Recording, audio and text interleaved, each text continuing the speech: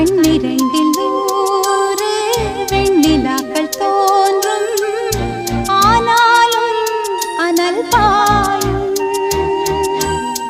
நாடி எங்கும் ஏதோ நாத வெள்ளம்